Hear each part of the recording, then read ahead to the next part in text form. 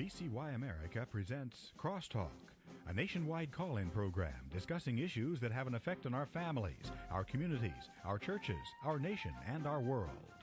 Crosstalk, an opportunity for you to voice your concerns for biblical principles.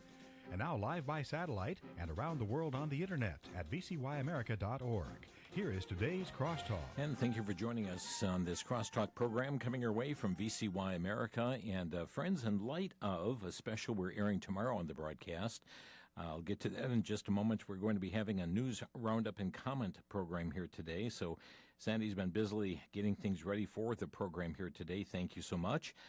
Tomorrow on the program, we would like to encourage you to listen into a special that we have brought back.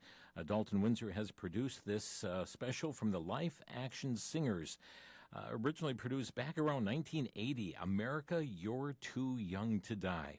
And it's really a powerful musical and dramatic speech program that we trust you'll be able to tune in and listen to during tomorrow's Crosstalk program coming your way from VCY America. Don't miss it. America, You're Too Young to Die. Keep in mind, we will not be able to provide copies of this due to the copyrighted music on there, but we do encourage you to tune in and listen as you are able. So exciting to celebrate 250 years as a nation. Matter of fact, Dalton brought in a nice balloon here. Happy 250th birthday, America. And we're grateful for this land that we have. We're grateful for the freedoms that we are provided through the First Amendment. And certainly we're endowed by our Creator certain inalienable rights. Among these are life, liberty, and the pursuit of happiness. Certainly we are grateful for these and do not want to take for granted these liberties. It was said that our Constitution, our nation, is for moral and religious people. It's not going to support any other kind. And friends, as we go through this news roundup today, we're going to see, well, just as Tony Perkins pointed out recently, America's real problem isn't socialism, it's spiritual decline. And indeed, there is much spiritual decline taking place in our nation. But I've got a lot of news and stories here to share with you today, and so let's get right into it. A divided U.S. Supreme Court did rule on Monday that election officials can count mail-in ballots that arrive after Election Day as long as they were postmarked by or before that date. Fox News carried the story. All right, guys, this is not a win for Republicans who were challenging this. Mississippi has a state law which allows ballots to be counted, mail-in ballots after Election Day. If they come in, they're postmarked and meet the state requirements. But it is a 5-4 loss for Republicans, and an interesting cobbling together of who wrote on this. Justice Barrett wrote the opinion. Justice Roberts joined her along with Justices Sotomayor, Kagan, and Jackson. So those 5 stuck together on this. The dissent comes from Justice Alito. Thomas Gorsuch and Kavanaugh joined him. And essentially what the majority said is that these federal statutes setting Election Day don't prescribe or they don't stand in conflict with states that want to say, okay, we have a procedure to count ballots after Election Day. Justice Alito, writing for the dissent, says today's decision is inconsistent with the terms of the Election Day statutes, contemporary election law principles, 2 centuries of historical practice, and the case law on the question presented. So if you're a state out there that counts ballots after Election Day based on your state law, that state law will stand. We wait on more opinions now, guys. More to come. So, Shannon, that means, for example, in California, where it takes them forever to count ballots, this doesn't help that situation at all, right? It does not, because basically they're deferring to the states on when they can count those ballots after Election Day. They say the federal statute may set Election Day, but these states that have allowed for procedures outside of that and the way that they collect and how and when they collect those ballots, those state laws are going to be good. Mississippi was the state here, but yes, this will apply to places like California as well. And Alito also argued Election Day is a day. There's a firm cutoff for voting. Counting ballots days later, he said, effectively extends the election beyond that date and conflicts with the rules set by Congress. Many other things going on as well. A federal judge did block the president's bid to federalize mail-in voting. The New American points out the ruling, though, is not a rejection of election integrity. It's just a reminder of who controls the elections under the Constitution. States run the elections and Congress may regulate them, but the president does not get to rewrite them, they report. The Daily Signal tells us President Trump has called for the Save America Act to be passed after the Supreme Court upheld Mississippi's policy to count mail-in ballots that arrive after Election Day. The legislation championed by the president would require voters to provide photo ID and proof of citizenship before voting in person. An exception would be made for voters who are sick, traveling, or in the military. In the Post, the president added that there is no excuse for a politician or otherwise to be against the requirements of the Save America Act legislation. From Just the News, the South Dakota Republican Party's Resolutions Committee approved a censure resolution against Senate Majority Leader John Thune, who represents the state. The resolution condemns his failure to pass the Save America Act. Also, from townhall.com, the Supreme Court ruled that Title IX allows schools to provide separate sports teams for men and women defined by their gender assigned at birth. That's their words, but that's even determined before birth, and it's determined at conception. And that does not violate the Equal Protection Clause of the 14th Amendment. It was a 6-3 decision. But in his opinion, Thomas pointed out, and I quote, "Men and boys with gender dysphoria are not women or girls, even if they believe they are. Sex is an immutable biological characteristic." Let me just mention it again. Men and boys with gender dysphoria are not women or girls, even if they believe they are, saying that it is immutable. Supreme Court has also upheld that the executive order restricting automatic birthright citizenship violates the 14th Amendment. Justices Kavanaugh, Barrett, Roberts identified as being part of the voting bloc. Kavanaugh concurred only in part, writing that the order does not violate the 14th Amendment, but does conflict with a federal statute that Congress could amend. Matter of fact, he laid out the pathway, basically, in his comments on this issue. Despite this ruling, one of the conservative justices outlined a potential path forward that could address the concerns on birth tourism and the automatic granting of citizenship to the children of illegal immigrants. Justice Kavanaugh, in his dissent, said that the order conflicted with existing federal law and that it was unconstitutional. In his opinion, though, he outlined a framework for addressing concerns surrounding birthright citizenship through legislation, making clear that any path to lasting change would likely require an act of Congress. From Truth Press, the Justice Department pledged Tuesday to crack down on this birth tourism, and prosecutors have told to target people who are allegedly exploiting the immigration system by entering the U.S. under false pretenses in order to give birth.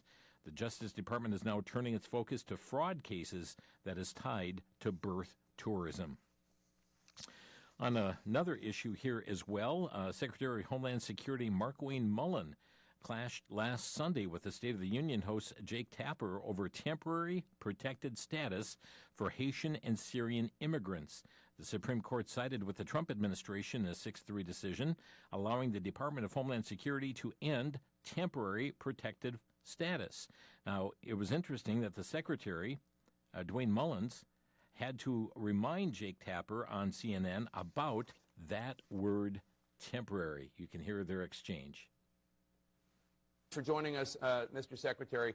So more than 350,000 people from Haiti and Syria who have lived and worked legally in this country under TPS. Will you be deporting all of them? Will they be all deported back to their home countries, Haiti and Syria? And when will these deportations start? Will it be immediately?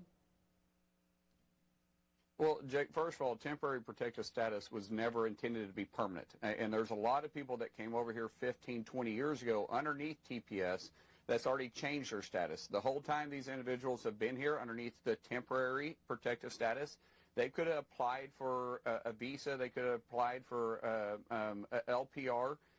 They could have applied for different directions. But the status itself can be ended in its name itself by saying temporary. So these individuals have a couple of choices. They can try to apply for a permanent residence here. They can apply for a temporary visa if they choose to, or they can choose to go back. And if they want to go back, we'll help them with that. If I'm talking directly to the individuals with the temporary protected status, either try to fill out the paperwork and be here underneath a permanent status, or we'll help you get back to your country. We'll actually give you a plane ticket plus roughly $2,100 to help you reestablish when you get there. But temporary protective status, according to the courts and in its name itself, is not permanent status. Yes, Mr. Tapper, recognize that temporary does not mean permanent. Well, we have seen the propelling of the Democratic Socialists in America, and we read from their platform in a previous program, really includes dismantling of police, the abolition of prisons, and means every violent criminal would be free to roam society where they can rob, assault, rape, murder without consequences, reports Amy Curtis at townhall.com. ABC News spoke with Zoran Mamdani about this, especially on the prison issue. But how does abolishing prisons or having open borders fit into that? I mean, do you see how those are ideas that a lot of your Democrats that are warning about what happened here say are toxic. Most of America won't go along with it. They're bad ideas. They're dangerous ideas. I think what the focus of her race was, what the focus of her candidacy was about the struggle that working people are facing. And I think that we can have disagreements on policy positions. What we have to agree on is what are we fighting for and who are we fighting for? She showed that in her race, and I think that many people will come to appreciate that in her leadership to come. So we can disagree on something as basic as whether or not there should be prisons? That's not your position. There are prisons, yes. And what we're also showing in this city is that safety is not something that's up for debate. Interesting. Safety not up for debate, but yeah, they're working to close the prisons and certainly many other things that are part of that platform. But also at townhall.com, a columnist writes that the game has changed. Well, known for being tough, Colorado is now another incubator for Marxist radicals. The Democrats face a full-blown insurgency. Senator Michael Bennet, once considered to be a sure shot for the 2026 gubernatorial nomination, lost to Attorney General Phil Weiser. The biggest shock, though, was the defeat of Representative Diana DeGette, who has served in Congress for nearly 30 years, ousted by a challenger, Milet Quiros, who, among many things, said that we deserve the 9/11 attacks. Bennett had a 30-point lead in the polls, gradually ground down by attacks that portrayed him as a D.C. insider. Well, Milet Quiros has advocated for the abolishment of ICE. Abolishing ICE is just one step, right? Democrats have been in power multiple times over the last few decades and did nothing to address the immigration reform that we actually ICE need. Expenditures, increased spending. Exactly, yeah. And so I think there has to be an immediate pathway for every single undocumented immigrant that's here in this country today that does not require them to shell out thousands of dollars to go through the process, for it to take decades at a time to be able to get to citizenship. An immediate pathway to citizenship. An immediate pathway to citizenship. From townhall.com, also a Democratic candidate for Sioux Falls, South Dakota mayor on the track to be defeated by just 2 votes in one of the most narrow elections of the year so far. Christine Erickson, a former Republican member of the South Dakota House of Representatives, has maintained a 2-vote lead over former Democrat South State Representative Jamie Smith. With all 79 precincts reporting, Erickson currently holds 18,279 votes to Smith's 18,277. Just 2 votes separating them. Because of the extraordinary slim margin, a recount will be underway. But friends, think about that. So many times that individual says, my vote doesn't count. Here it appears, a 2-vote margin. And by the way, the New York Post is reporting billionaire Democratic kingmaker George Soros and his son Alex spent a staggering $102.8 million in the midterm election cycle, making the family chief architects of the party's seismic shift toward the radical left. We'll be back in a minute with more stories here on Crosstalk.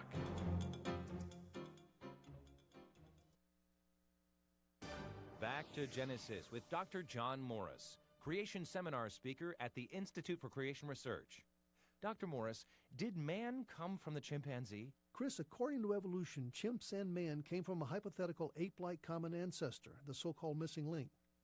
Recently, an evolutionist claimed he found clues that the common ancestor of chimps and man walked upright. Therefore, the chimps who live in trees had ancestors which walked upright on the ground. Was evolution from the tree down or from the ground up? Chris, I don't think either ever happened, but you can see the links to which evolution must go to salvage their theory and try to accommodate new evidence. Chris, the evidence doesn't support evolution at all. Apes and men were created as is back in Genesis. There have been minor variations in both, but no evolution. To find out more about creation science, Visit us on the web at www.icr.org. That's www.icr.org.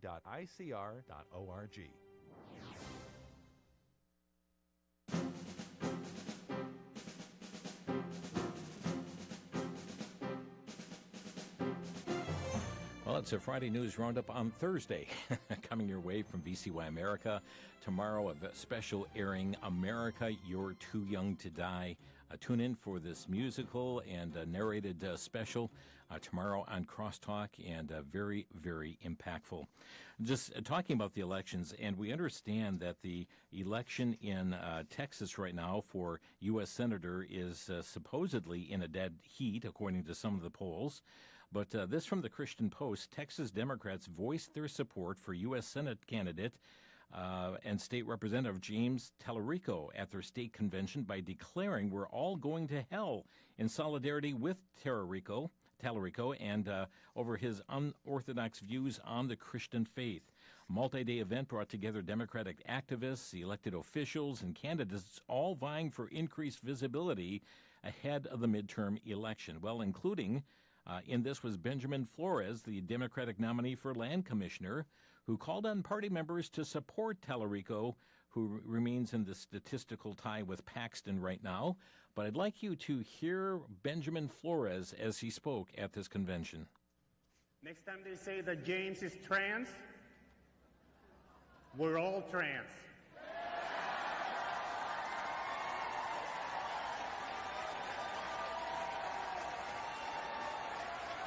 When they say James is a gay tofu-eating vegan, we're all gay tofu-eating vegans.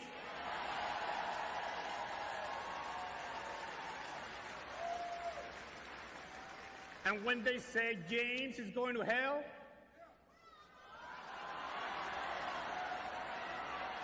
we'll say we're all going to hell.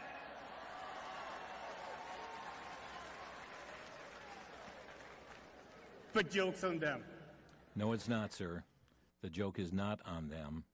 And sadly, as Satan himself is transformed as an angel of light, a deceiver. That's what he is, Diabolos. He's a deceiver.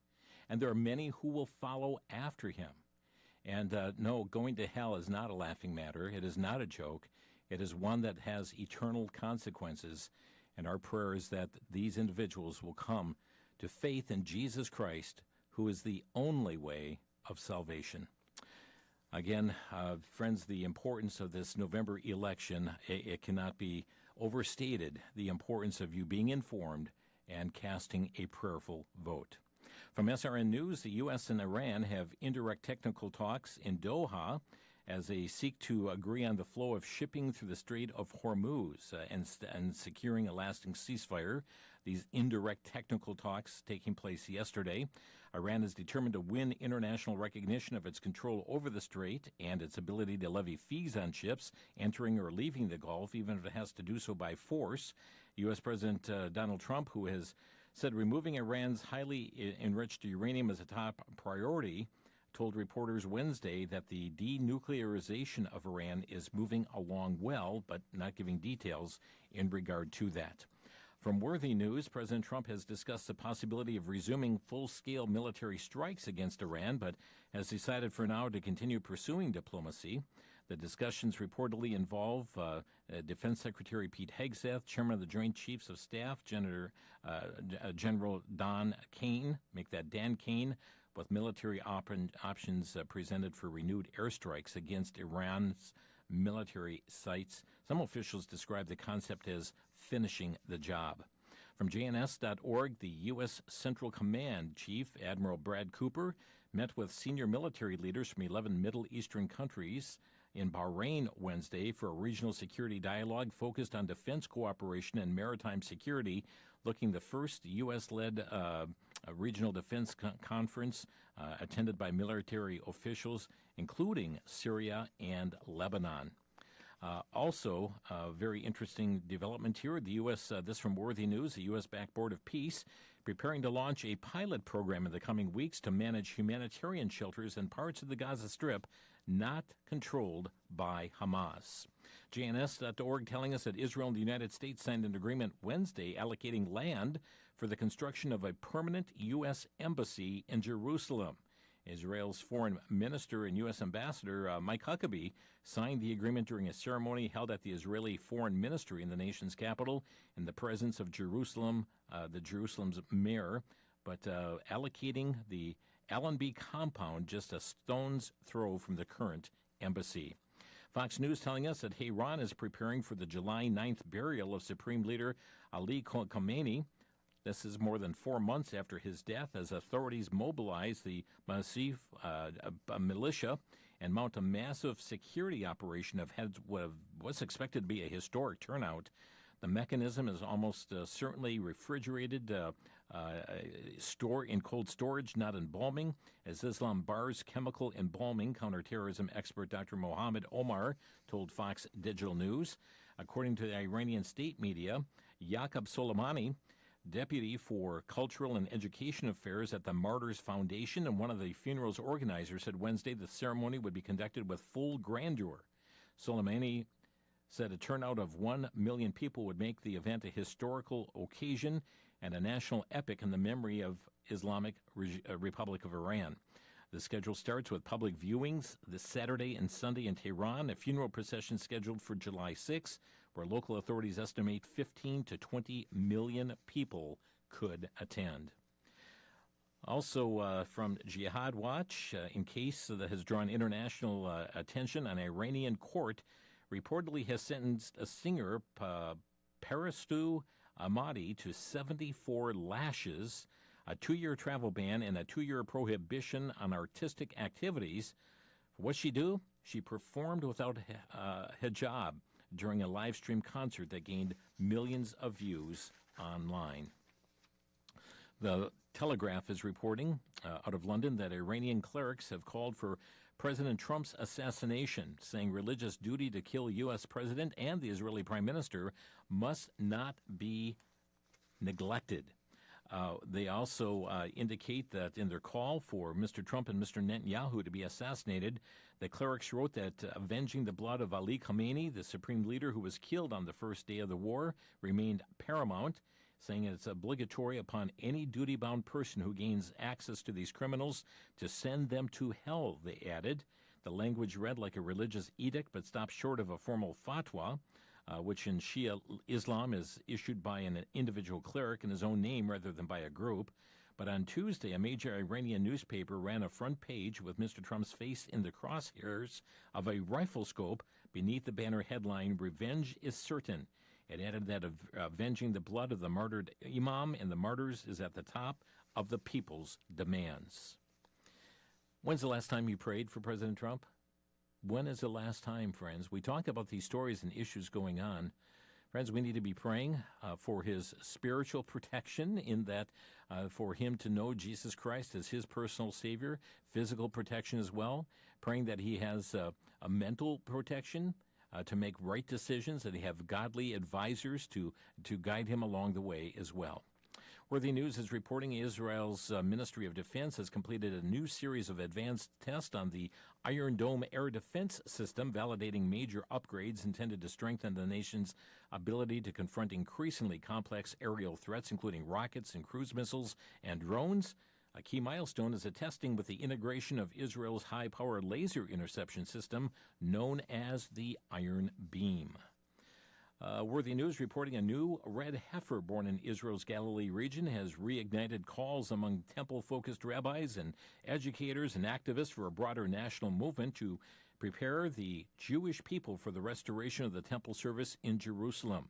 The calf, reportedly born last month to a black-coated mother, was announced by figures connected to the National Red Heifer Institute and the Mikdash Educational Center as part of a larger campaign aimed at reviving the biblical laws of ritual purity.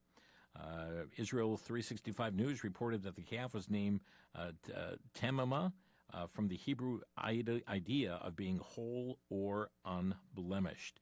You'll find more on this Ashes of a Red Heifer in Numbers chapter 19.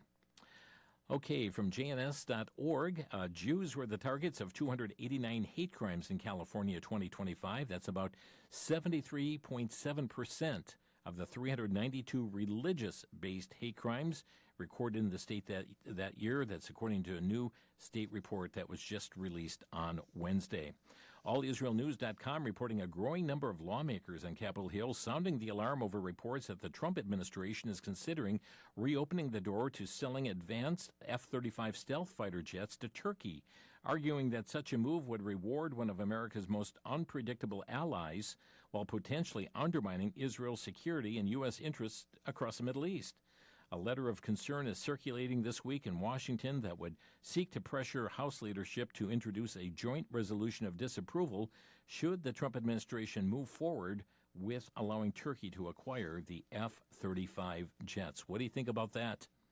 All Israel News also reporting that returning Slovenian Prime Minister Janša has pledged to reverse his predecessor's pro-Palestinian policies, and now he plans to include recognition of Jerusalem, moving their Slovenia embassy to Jerusalem in Israel.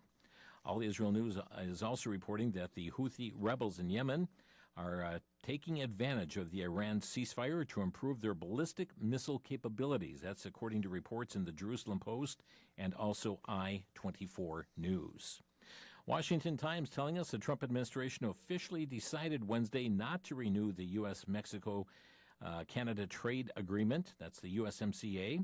The American side refused to bless this new 16-year term for the deal during a virtual meeting. The U.S. did not agree to it. As a result, the USMCA is not renewed, said Trade Rep Jamison Greer. The United States will continue to engage with Mexico and Canada to address the agreement's shortcomings and our trade deficit with these countries. So this agreement now enters a cycle of annual reviews for the next decade. If the countries cannot agree on provisions and jointly renew the deal, the pact will expire at the end of the 10-year review period. Let's see. News out of regarding Canada, lifenews.com. The Anglican Church of Canada has authorized clergy to bless people being euthanized just before, during, and after being lethally jabbed, when permitted by the bishop, from pastoral liturgies at the time of death in context of medically assisted dying. They state it is not our intent to enter into the ethical arguments regarding MAID, nor to provide a moral argument for or against MAID. Really? Isn't that what a church is supposed to do? No matter where people are in their life journey, we as a Christian community, they state, and Christian leaders in particular, are called to respond pastorally to the needs and concerns of the people before us.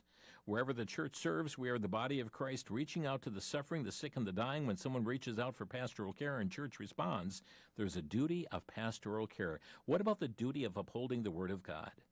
What about the duty of preaching the Word and not tickling ears? As the writer said, if the Anglican Church can't enter into an ethical agreement or an argument about euthanasia, what is the point of being a church? Wouldn't Christian pastoral care be obligated to at least try and help the suicidal person decide not to be made dead, not to commit this suicide? And by the way, France National Assembly voted to support the euthanasia bill by a vote of 295 to 232. The bill now goes to France's Senate. And even if France's Senate defeats the euthanasia bill again, the National Assembly can override the Senate if they vote to legalize this July 15th, 2026. This could force religious retirement homes and medical institutions to not give them any conscience clause protection for them, and could even force nurses and pharmacists to participate in euthanasia since there's no conscience clause for them. Back in a minute here on Crosstalk. Kristen Rosa is propped up on pillows in a hospital maternity ward. Nearly 9 months pregnant and about to give birth to twins, and knows one of them likely won't survive. She and her husband have been advised to reduce, to terminate, to abort the tiny boy inside her. But the Rosas have decided to fight for their son's life. The last several months had felt like a roller coaster ride, and now they're waiting for that inevitable plunge that they have no way of stopping. but they trust that God is with them as they cling tightly to their faith and to each other.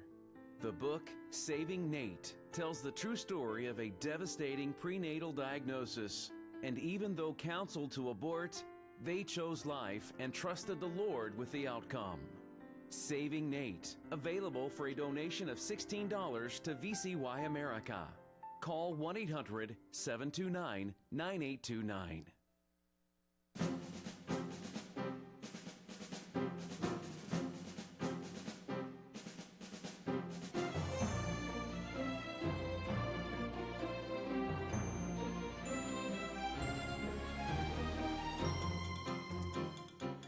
You're listening to Crosstalk on VCY America again tomorrow, having a special America You're Too Young to Die. Trust you'll be able to tune in for this special broadcast and obtain it. And, well, you have to listen to it. We're not able to provide copies of it, but set up your recorders to get it.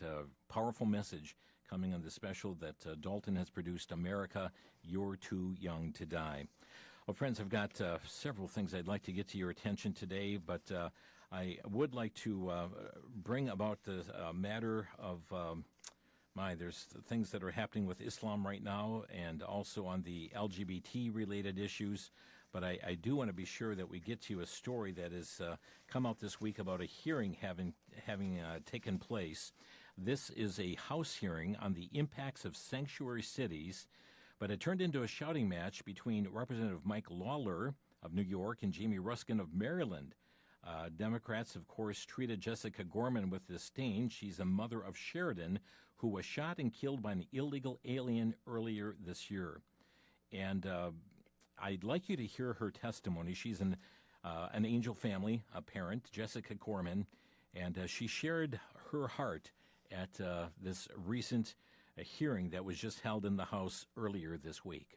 On March 19th, Sheridan went with friends to the lakefront in Chicago because they hoped they might see the northern lights. She never saw those lights.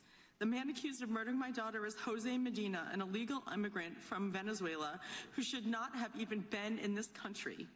And even after committing a crime and having an outstanding warrant, he was left on the streets of Chicago to murder my innocent American child.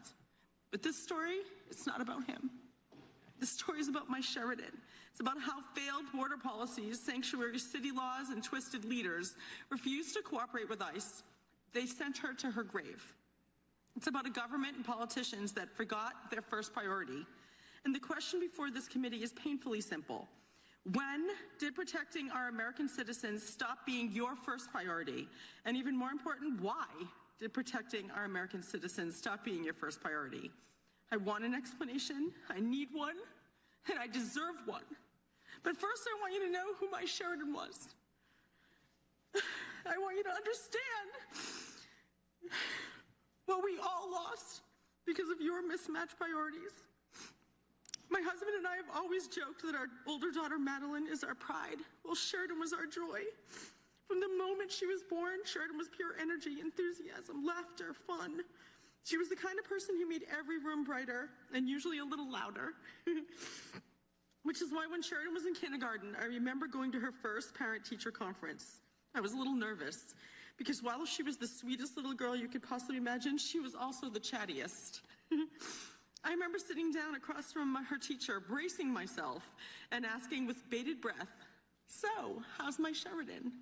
I'll never forget when the teacher looked at me very seriously and said, "I only have one thing to say to you." Oh, my stomach dropped.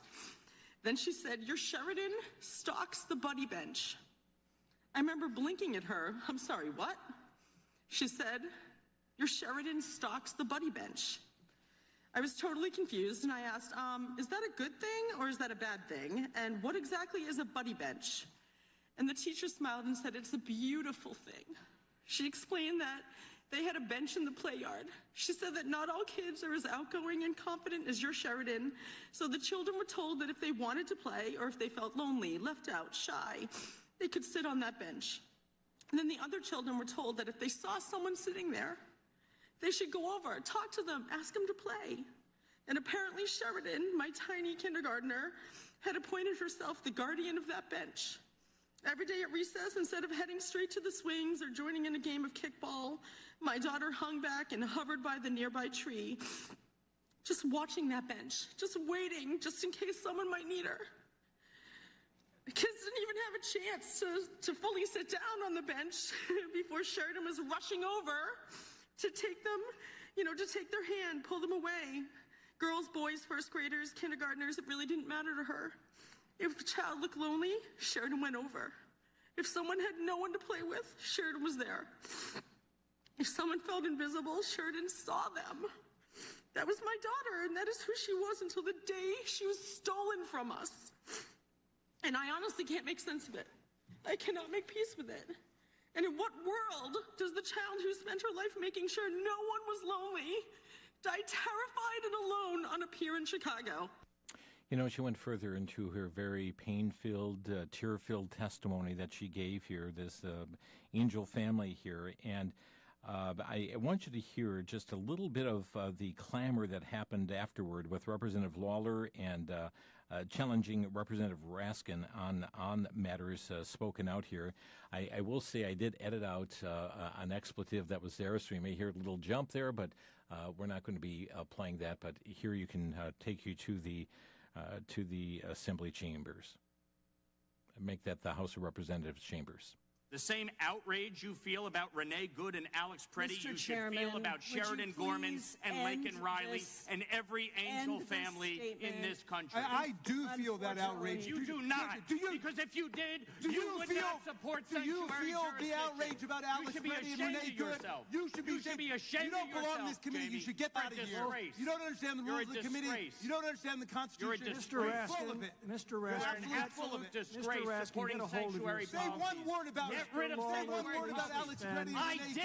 I wrote a whole New York Times op-ed about it. You should be absolutely ashamed of yourself for not opposing sanctuary policies that resulted in their daughter's death.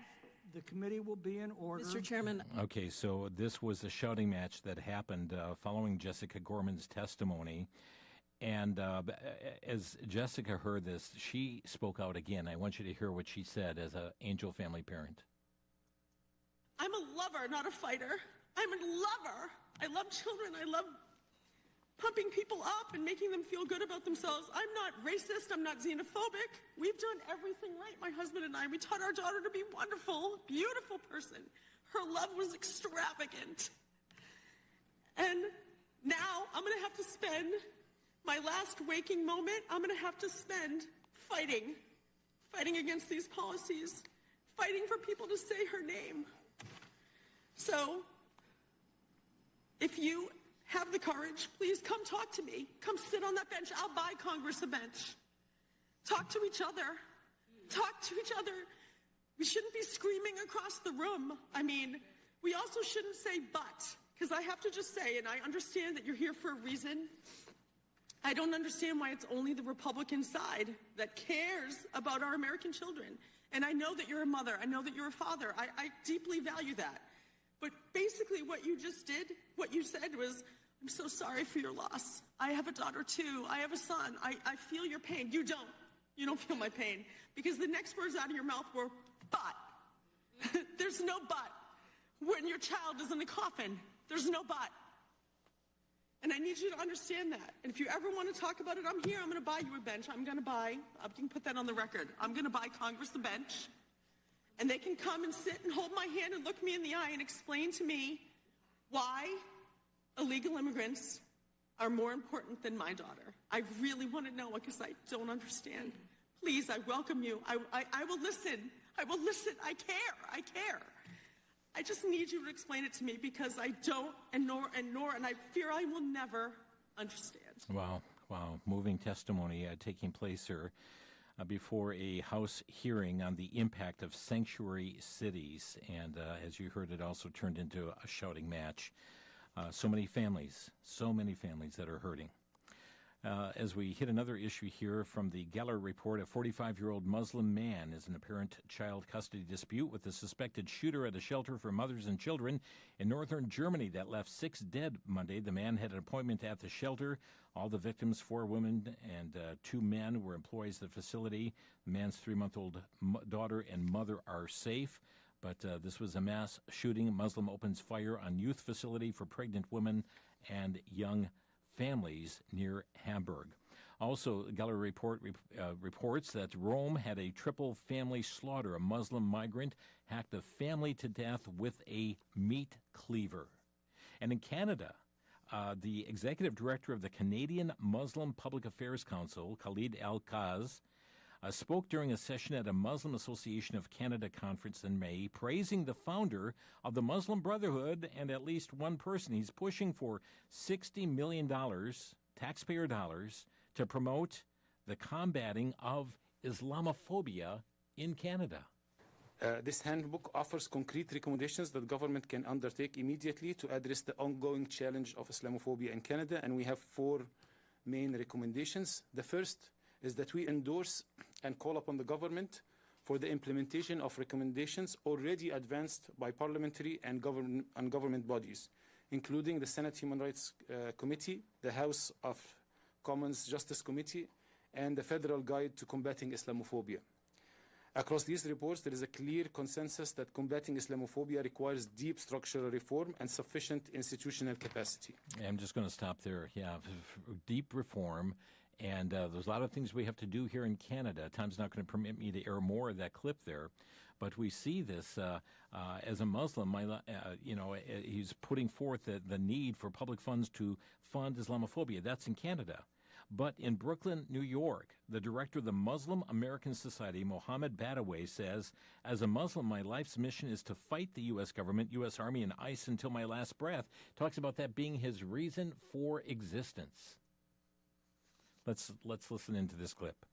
As a Muslim, my response to all of this is do your worst. I am not afraid. Because even if this body is broken, the spirit inside of it, you cannot reach. And it will continue, and Allah will replace you. Whether I see that or not is irrelevant. But I'm not afraid. I'm not afraid of the U.S. government. I am not afraid of the United States Army. I am not afraid of ICE. I'm not afraid of whatever they control. Not only am I not afraid, but it is my life mission to stand against all of the above. That every single iota of strength, wealth, and spirit that I have, until I die, will be spent fighting everything I just mentioned. To the last breath, or until they seize their oppression, seize their injustice. That's my reason for existence. Friends, that's Islam. That is Islam. That is exactly as they dictate from the Quran. And keep in mind, JNS.org reporting the House of Representatives squad member Ilhan Omar has endorsed the executive director of the Council on American Islamic Relations in Washington State, who is attempting to unseat a fellow Democrat in the state legislature, part of a growing trend in the state, but not only in the state, but also, friends, we're seeing it across the nation. May we remind you of Dearborn, Michigan, Muslims flooding the streets in massive numbers, making clear they are here to conquer. Friends, this is in Dearborn, Michigan, United States of America.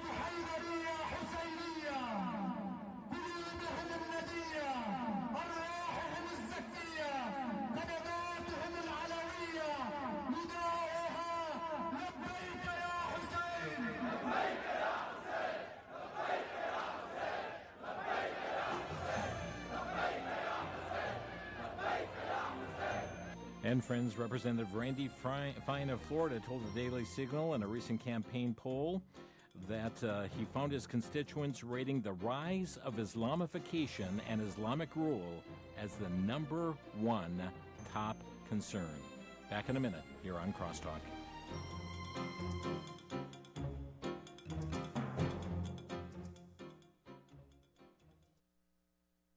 For the Worldview Report, I'm Brennan House. Our website's worldviewtube.com. I'm in Daniel chapter 6. The leaders and administrators around King Darius, they were jealous of Daniel. He was about to be promoted and be very high in the kingdom and over many of these men. And they sought to take him out, literally to have him killed. And what did they say? You remember this Jew from Judah, the captive? This Jew from Judah? You remember that king? Of course the king knew that. They didn't have to add in the part about him being Jewish. That was anti-Semitism. Isn't it interesting and sad when faithfulness to God is called disloyalty to the state? Is that happening in America today? Faithfulness to God is called disloyalty to the state. Sadly, it's becoming popular in America First, which is really now becoming cover for anti-Semitism. If you believe in God's plan for the Jewish people, you're now no longer America First because you stand for God and his word. I'm Brandon House.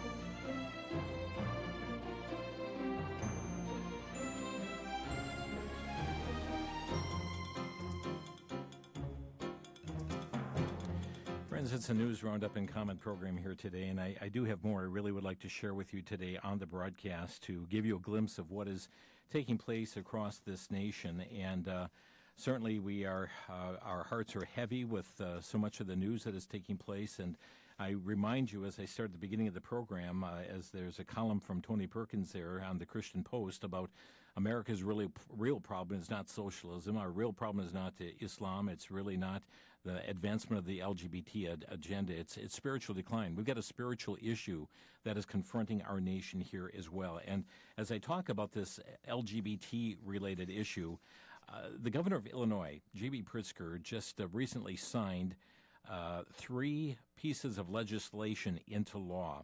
HB 5095 solidifies the process for trans people to correct the gender marker on their IDs to make to male, female, or X.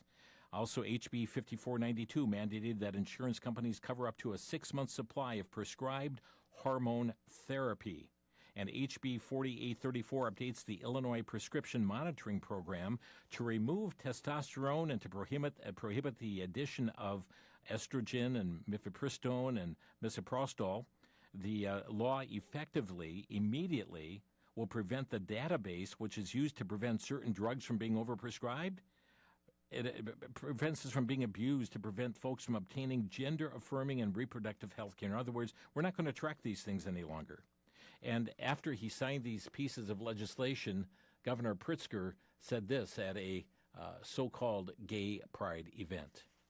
Hey, everyone, it's Pride Parade Day, and everyone out here is having a great time. And I just came from signing 3 very important bills to protect the privacy rights of people who are trans and people who are LGBTQ+. And it's very important to me that we have a state that stands up and protects the people who live here. So I'm very happy, very proud, frankly, to live in the state of Illinois. I hope you are too.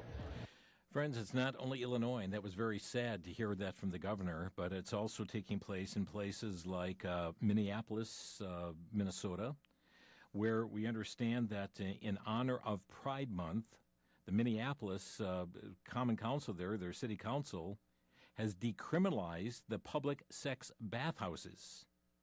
Just days before the Twin Cities Pride, the Minneapolis City Council voted to allow adult bathhouses and sex venues. City Council voted to lift a 38-year-old ban on these bathhouses. Jason Chavez, who is an open LGBT member of the City Council, spoke concerning this issue before the vote. Only out LGBTQ plus person on this council. I say it because I know what it has meant for so many in our community to have no one in this chamber who could look at this ban and say, I know what it cost us. I know who this ban was aimed at, and I know that the hate that came with this ban was wrong and still is. Someone who will acknowledge that bathhouse restrictions have a history that is intertwined with anti-2S LGBTQIA bigotry, in particular the history of homophobia in Minneapolis. And today's vote is a step to try and rectify past harms. Yeah, rectify past harms. It's all about homophobia. Friends, it's called sin. And read Romans chapter 1 on these very issues. FoxNews.com reporting Seattle's LGBT Pride Parade last Sunday descended into bedlam as attendees stripped off their clothes and marched through the streets naked while children looked on. Yeah, this was Seattle. I mentioned last week about Milwaukee having its naked bike ride. Well, Seattle, they were marching the parade and just ripped off their clothes. One video filmed by Chloe Cole, a detransitioner activist, shows people from a group called Friends of Denny Blaine marching naked. Some onlookers clapped and cheered while the video panned to young children watching the spectacle. The prophet Jeremiah says, "The heart is deceitful above all things and desperately wicked. Who can know it?" The Christian Post is reporting that a Texas school board official is calling for an investigation into a newly named Dallas area school administrator who also, now think about this, folks, who also reportedly moonlights as a drag performer. A newly named Dallas area school administrator also reportedly moonlights as a drag performer, reports the Christian Post. On June 16th, Arlington Independent School District announced Riley Russell Bruton as an assistant principal at Joey Rodriguez Junior High School. Within days of the announcement, public school media post, first identified by the Dallas Express, referred to Russell Bruton as a drag performer under the name Phobia, including several posts indicating that Russell Bruton participated in public drag events. Following the report, State Board of Education member Brandon Hall called for an official investigation into Russell Bruton's hiring. You think? You want a drag performer serving in the school administration? TexasScorecard.com is reporting conservative activists have urged Lubbock Independent School District trustees to remove explicit books available to students in libraries at a meeting. Citizens for Education Reform founder Susan Perez told trustees the district has been slow-walking book challenges despite the flood of complaints. Perez attempted to read and show images from books, I'm not going to name them right now, by Craig Thompson that contains explicit sexual content, molestation, even nudity in the books. The book in question can be found in Willie McCool Academy and Lubbock High School. However, her microphone was cut off during that portion of her testimony. See, they didn't want to hear. They don't want to hear the words that are in these books. And yet, young people's lives are forever shaken. They're being led. They are being groomed. They're being molested in their minds through these writings as well. Some put on, we understand, in some places in the country, even on suggested summer reading programs. It's despicable, friends, what is taking place. In this land called America, our founders never dreamed that we would go down this pathway. No, our Constitution is not made for an immoral people or an unrighteous people. As we pointed out just yesterday in the program, if the foundations be destroyed, what can the righteous do? And so, friends, as we take a look at all these issues we've talked about today, indeed we're in a nation of great spiritual decline. It behooves us to know Christ and to follow him. Our time is gone. Thank you for bearing with me today on this News Roundup program. I do encourage you to tune in tomorrow for America, You're Too Young to Die, really taking our eyes off the temporal and focus on the eternal. God bless you, friends. Have a blessed Independence Day. Thanks for joining us on Crosstalk.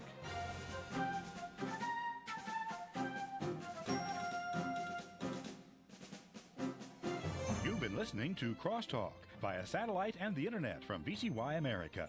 Views expressed may or may not be those of this station. For a CD of today's program, send a donation of $6 or more to VCY Take Ministry, 3434 West Kilbourne Avenue, Milwaukee, Wisconsin, 53208, or download by RSS or podcast from crosstalkamerica.com. And join us again for Crosstalk.